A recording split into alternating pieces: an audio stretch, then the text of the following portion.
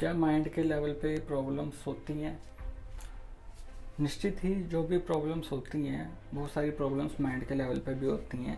जैसे कि जो प्रॉब्लम्स किसी भी स्पेसिफिक टेस्ट में नहीं आती, डॉक्टर जिनको पहचान नहीं पाते हैं, जो प्रॉब्लम्स किसी भी टेस्ट में नहीं आएगी और डॉक्टर का जो मर्जी टेस्ट लिखने के बाद भी आप परेशान हो जाएंगे कि मैंने सभी टेस्ट करवा लिए, उसके बाद भी मुझे कोई प्रॉब्लम नहीं मिल रही है, तो वो कौन सी प्रॉब्लम होगी? तो कुछ प्रॉब्लम्स इसमें ऐसी होती है कि जिसका कोई भी टेस्ट नहीं होता है, स्पेसिफिक प्रॉब्लम्स होती है, वो माइंड की प्रॉब्लम होती है। जैसे कि उसके लिए आपको साइकियाट्रिस्ट के पास जाना पड़ता है, काउंसलिंग भी ले सकते हैं आप, काउंसलिंग के लिए भी जा सकते हैं, साइकोलॉजिस्ट के पास भी जाना पड़ता है। अब साइकोलॉजिस्ट और साइकियाट्रिस्ट में क्या फ़र्क होता है कि जो साइकोलॉजिस्ट होते हैं वो आपको काउंसलिंग देंगे लेकिन वो आपको कोई दवा नहीं लिख के दे सकते।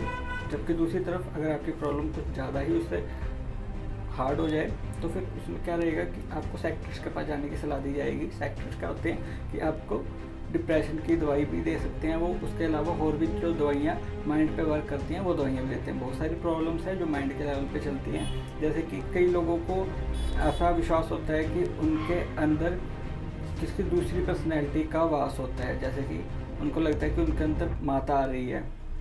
जैसे आपने अक्सर जागरण वगैरह में देखा होगा, चौकी में, माता की चौकी में, हनुमान की चौकी में, जैसे कईयों के अंदर हनुमान आते हैं, कईयों के अंदर माता की चौकी आती है, कईयों के अंदर लोग ऐसे विश्वास करते हैं कि उनके अंदर माता आती है।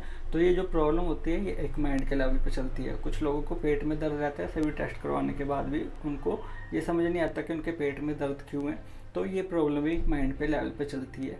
कुछ लोगों को ऐसा लगता है कि उनका कोई पीछा कर रहा है, जैसे वहम हो जाता है। तो जैसे कि जब भी वो अंधेरे में जाते हैं, उससे अंधेरे में जाने से उन्हें डर लगता है, उन्हें लगता है कि उनके साथ कोई अनहोनी ना हो जाए, कोई उन्हें पीछे से आके पकड़ ना ले, इस तरीके का वहम है। जो भी ये प्रॉब्लम्स है ये सारी माइंड के लेवल पे चलती है।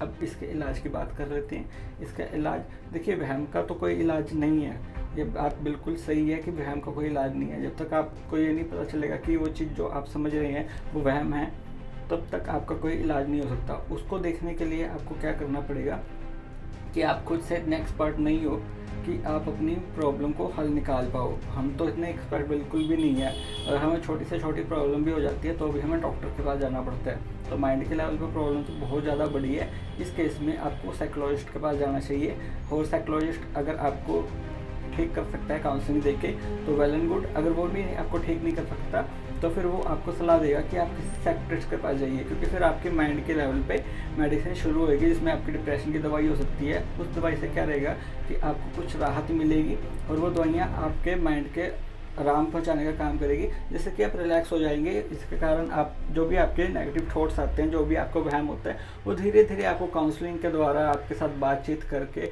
और आपके बारे में जान पहचान बना के, आपके बारे में सब कुछ जान के, ये सारी चीज़ें जो भी होएगी उसको ख़त्म कर देगी प्रॉब्लम को। ये काम होता है साइकियाट्रिस्ट का, और साइकोलॉजिस्ट का भी लगभग यही काम होता है। साइकोलॉजिस्ट में ये रहता है कि बस वो दवाइयाँ आपको रेफ़र नहीं कर सकते, दवाइयाँ का प्रिस्क्रिप्शन लिख के नहीं वो दे सकते। तो हाँ, बहुत सारी बीमारियाँ हैं जो कि माइंड के लेवल पे चलती हैं।